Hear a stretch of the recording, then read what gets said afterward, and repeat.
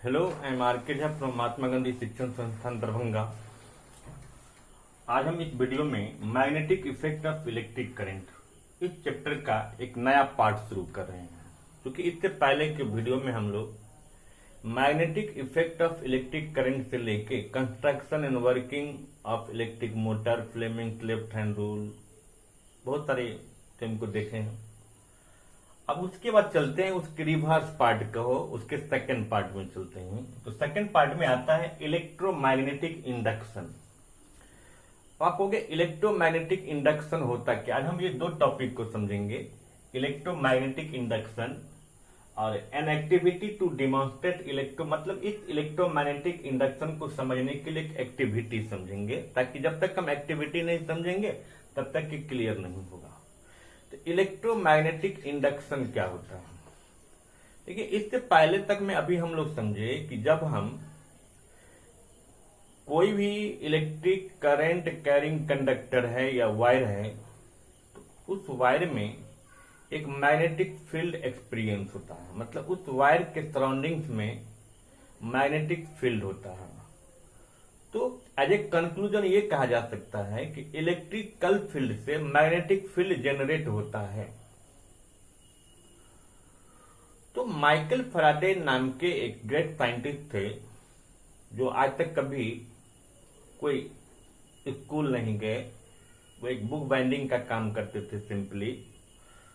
उनके मन में एक दिन आया, क्योंकि बहुत वो मेधावी थे, इंटेलिजेंट थे, और साइंस का वो स्टडी करते थे, क्योंकि बहुत गरीब थे।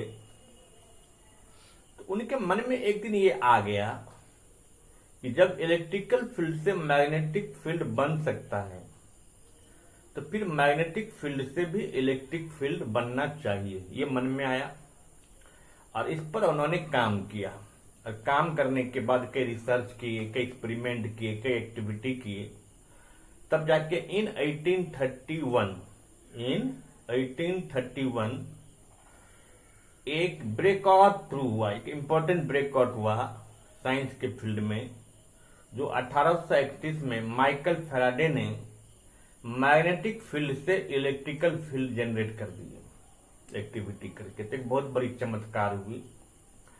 तो इलेक्ट्रोमैग्नेटिक इंडक्शन का मतलब, कंक्लूजन इसको मैं ऐसे समझूं कि जहां पर मैग्नेटिक फील्ड से इलेक्ट्रिक फील्ड बनता, मतलब मैग्नेट से इलेक्ट्रिसिटी प्रोड्यूस होता है। ये तो कहने के लिए हुआ, बट हम इलेक्ट्रोमैग्नेटिक इंडक्शन को हम डिफाइन कैसे करेंगे? तो इलेक्ट्रोमैग्नेटिक इंडक्शन को डिफाइन करने के लिए हम, अब ये मेरे हाथ में एक कॉइल है, देखो। अब ये मार्कर को आप अभी एक मैग्नेट समझो। तो ये अगर कॉइल है, तो हम इस कॉइल के पास इस मैग्नेट को ले गए, या इस कॉइल में इस मैग्नेट को इंसर्ट कर दिए, ठीक है, और इसको हम पुश या पुल करते हैं, ठीक है।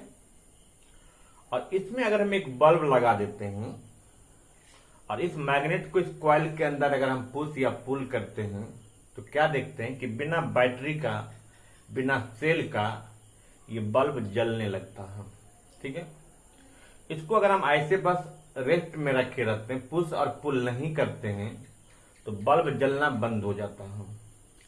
इवन इसको पुश करते हैं या पुल करते हैं तो बल्ब जलता है। दूसरा केस है कि अगर मैं इस मैग्नेट को नहीं हिलाता हूं और इस कॉइल को ही अगर हम मोशन में रखते हैं, तो भी बल्ब जलता है। अगर दोनों ये मोशन में है तब भी बल्ब जलता है। तो अभी मेरे पास दो चीज है, ये एक मैग्नेट है, मान लो, मार्कर को मैग्नेट मान लो, और ये कॉइल है। तो जब इस मैग्नेट में और कॉइल के बीच में रिलेटिव मोशन होगा, रिलेटिव मोशन का मतलब कि दोनों में से कम किसी एक को मोशन में रहना है। अगर कोई एक मोशन में रहता है या दोनों मोशन में रहे तो अच्छा है। तो दोनों के बीच जब रिलेटिव मोशन होता है, तो इस कॉइल में इस मैग्नेट के मोशन के चलते करंट इंड्यूस होता है, इसमें करंट बन जाता है। इसी को हम इलेक्ट्रोमैग्नेटिक इंडक्शन करते हैं। तो मोटा मोटी आपको इसमें समझ में आ गया कि मैग्नेटिक फ्लक्स से या मैग्नेट के मोशन से जब किसी भी कंडक्टर में करंट इंड्यूस होता है उसी को हम इलेक्ट्रोमैग्नेटिक इंडक्शन कहते हैं। बट यहाँ क्वेश्चन आता है कि हम इलेक्ट्रोमैग्नेटिक इंडक्शन को डिफाइन कैसे करेंगे। तो इलेक्ट्रोमैग्नेटिक इंडक्शन को डिफाइन करने के लिए हम ये कह सकते हैं कि due to relative motion of magnet and coil when electric current is induced in the coil, wire or conductor, then that phenomena is said to be electromagnetic induction. Clear? तो इलेक्ट्रोमैग्नेटिक इंडक्शन में क्या हुआ कि magnet और coil के बीच जो relative motion हुआ उससे उस कॉइल में, उस वायर में, उस कंडक्टर में करंट इंड्यूस हुआ। इसी को हम इलेक्ट्रोमैग्नेटिक इंडक्शन कहते हैं। ठीक है, इलेक्ट्रोमैग्नेटिक इंडक्शन समझे।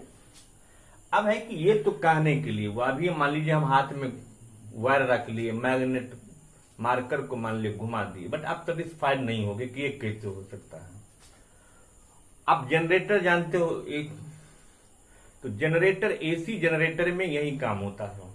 ये ऑलरेडी एक्टिविटी क्या हुआ है, फिर भी हम इसको कर सकते हैं। ये देखिए हमने एक सॉफ्ट आयरन कोर लिया है, इसके ऊपर में हम इंसुलेटेड कॉपर वायर को ऑन कर दिए, लपेट दिए, और वायर के एंड्स में अभी मैंने बल्ब जलाने की बात किया था, बल्ब नहीं है, गैल्वेनोमीटर है। तो इससे पहले हमने एमीटर पढ़ा था। तो एमीटर एक डिवाइस होता है जो इलेक्ट्रिक करंट के मैग्नीट्यूड को बताता है कि किसी भी सर्किट में कितना करंट फ्लो कर रहा है। और गैल्वेनोमीटर एक डिवाइस होता है जो मैग्नीट्यूड तो करंट का बताता ही है, साथ साथ करंट का डायरेक्शन भी बताता है कि उस इलेक्ट्रिक सर्किट में करंट किस डायरेक्शन में मूव कर रहा है। तो गैल्वेनोमीटर भी करंट के मैग्नीट्यूड को भी मेजर करता है, साथ साथ उसके डायरेक्शन को भी बताता है। अगर हमने यहाँ बल्ब लगा दिया तो बल्ब लगाने के बाद आप देखोगे कि बल्ब जलेगा। बल्ब अगर जल रहा है तो करंट तो आता होगा तब बल्ब जल रहा है। या गैल्वेनोमीटर में जो पॉइंटर होता है, ये एक पॉइंटर होता है जो कि अगर इसमें 0 पर है और हिल नहीं रहा है, ये लेफ्ट राइट नहीं कर रहा है, तो समझेंगे कि इस सर्किट में करंट नहीं आ रहा है। देखिए ये 1 2 3 है, ये एम्पियर में है। अगर इस 2 पर आया तो भी 2 एम्पियर, इस 2 पर आया तो भी 2 एम्पियर, बट इस 2 पर आने का मतलब क्लॉकवाइज हुआ, इस पर आने का मतलब एंटी क्लॉकवाइज हुआ 2 एम्पियर ही। लेकिन अगर मान लीजिए कुछ ऐसा हो फेनोमेना जिसमें ये पॉइंटर डिफ्लेक्ट करे, तो पॉइंटर अगर डिफ्लेक्ट करना शुरू कर जाएगा इसका मतलब इसमें करंट इंड्यूस हुआ। क्लियर? तो कैसे हम इस एक्टिविटी को लिखेंगे, तो आप पहले बताओगे कि इंसुलेटेड कॉपर वायर को किसी भी सॉफ्ट आयरन कोर के ऊपर में उसको ऑन कर देंगे, और कॉइल का जो एंड्स होगा उसमें गैल्वेनोमीटर कनेक्ट कर देंगे। ठीक है, उसके बाद आप एक ये मैग्नेट ले लीजिए। मैग्नेट का नॉर्थ पोल आप कॉइल की तरफ रखिएगा और साउथ पोल उधर रखिएगा। तो नॉर्थ पोल अगर इधर है तो मैग्नेट को अगर आप इधर लाएंगे ना, इस डायरेक्शन में, तो मैग्नेट का जो मूवमेंट होगा उसके अपोजिट डायरेक्शन में ये हिलेगा। जैसे ऐसे पॉइंटर है ना, तो ये ऐसे हो जाएगा। ठीक है, और इसको अगर आप कोई क्या करेगा, उधर ले जाएगा मैग्नेट को, जोर से उधर ले जा रहा है तो ये क्या होगा, ऐसे ही, मतलब ऐसे रखा हुआ तो ये ऐसे हिलेगा। उधर ले जाने से ऐसे हिलता है, इधर लाने से ये ऐसे हिलता है।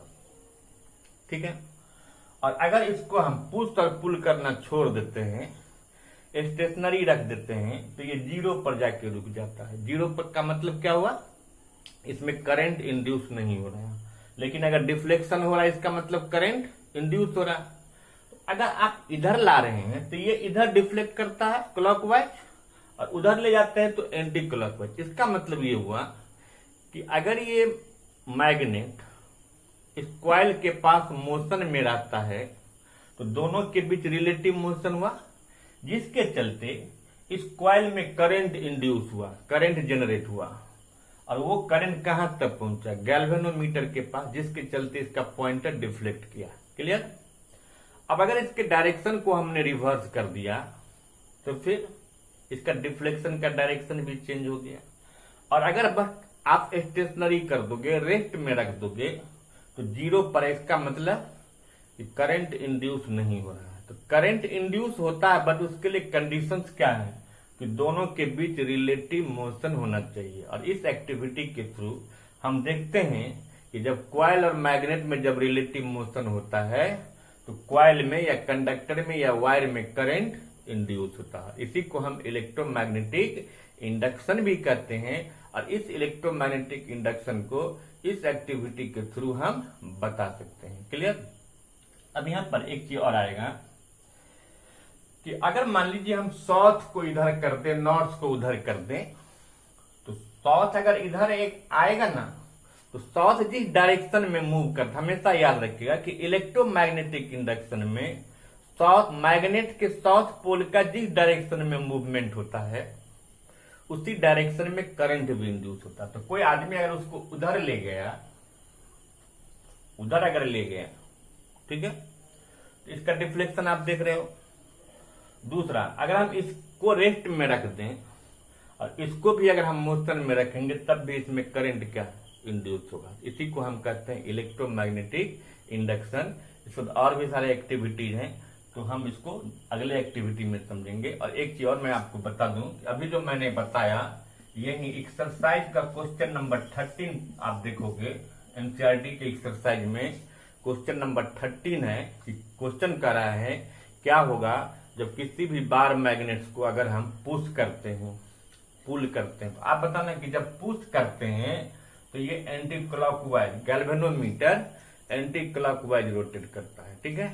जब पुल करते हैं तो क्लॉकवाइज रोटेट करता है। जब स्टेशनरी का मतलब जब इसको रेस्ट में रखते हैं इसमें नो डिफ्लेक्शन इज ऑब्जर्व, मतलब इसमें कोई डिफ्लेक्शन नहीं होता है। इसका मतलब इसमें कोई करंट इंड्यूस नहीं होता है। लेकिन जब भी इलेक्ट्रोमैग्नेटिक इंडक्शन में करंट इंड्यूस होगा तो कंडीशंस हैं कि कॉइल और मैग्नेट के बीच में रिलेटिव मोशन होना ही चाहिए। जब रिलेटिव मोशन होगा तो कॉइल में करंट इंड्यूस करेगा। This is electromagnetic induction and this is the activity through which we can demonstrate electromagnetic induction. Thank you.